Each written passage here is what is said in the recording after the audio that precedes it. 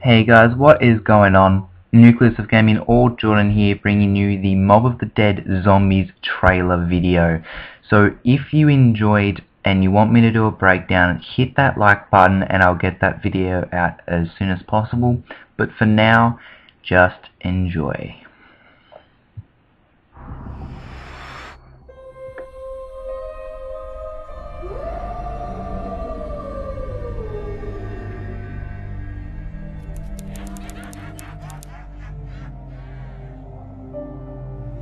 Where are we going from here?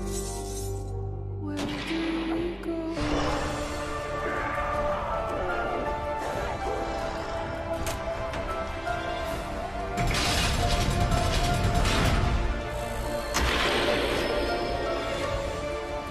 are we going from here?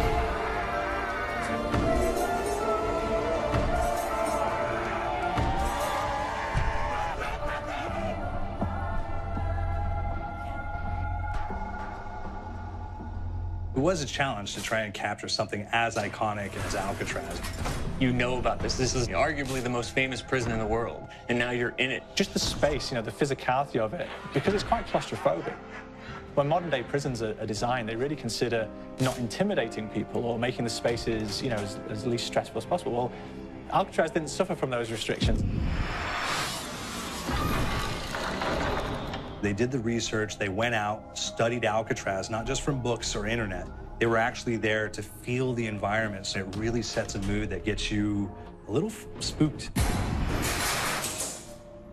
Well, we kind of started with the base layout of Alcatraz. The entire island we ended up roughing out in kind of a white box form, and then figuring out what play spaces we wanted to use out of that, what would be the most interesting areas to play in, and the connections between spaces, and spaces that the public doesn't necessarily get to go into. We really did a lot of pushing to really enhance that psychological horror aspect that we're really looking for. And this is a really good opportunity to really tell something special. Like I got stuck right through the gates of hell. This time around, I feel like it's been identified that there are these side missions that you're going to go out and try to accomplish. Al and the rest of the groups put together this escape plan, but the point is to get the parts and assemble this plane so they can get off the island. We did something new for the first time. We have actually contextual music that goes off. So that's a first for zombies. And it's all based around this horror thriller aspect. Every location will have a specific stinger that you hear when you find it, when you discover it, when you start unraveling the story, we start building on the music that you're hearing, and it's really enhancing that experience and going along with it in parallel.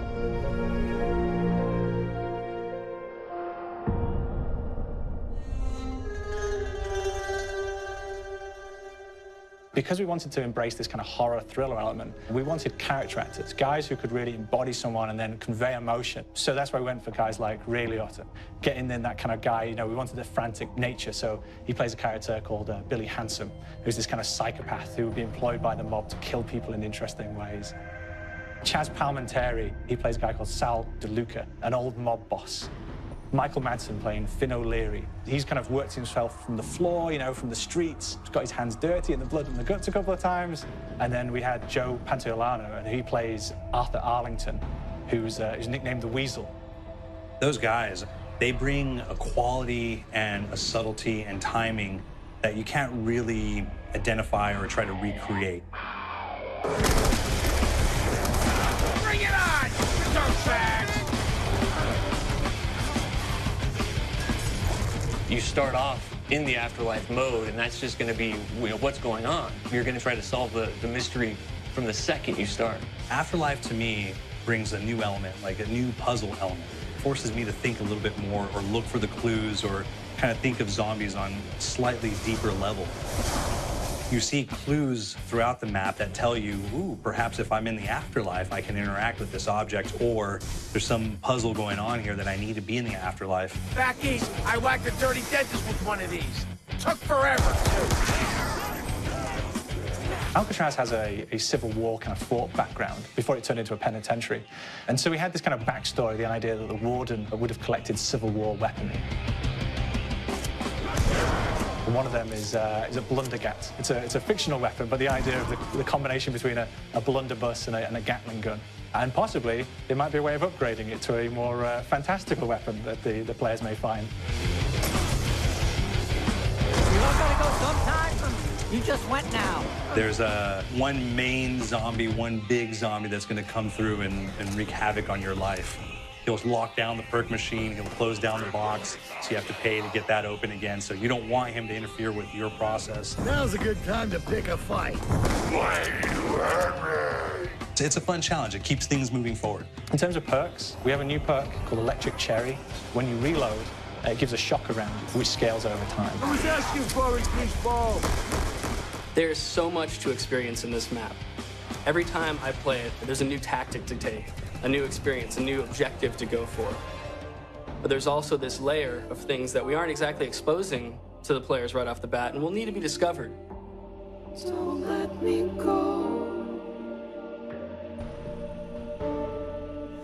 Is it the calling we hear? We've got the undead in there, we've got these historical elements, and these fantastic actors all seem to be with peace with each other in this kind of same world. So it's magical, and our team is incredibly excited by it. Is it the calling?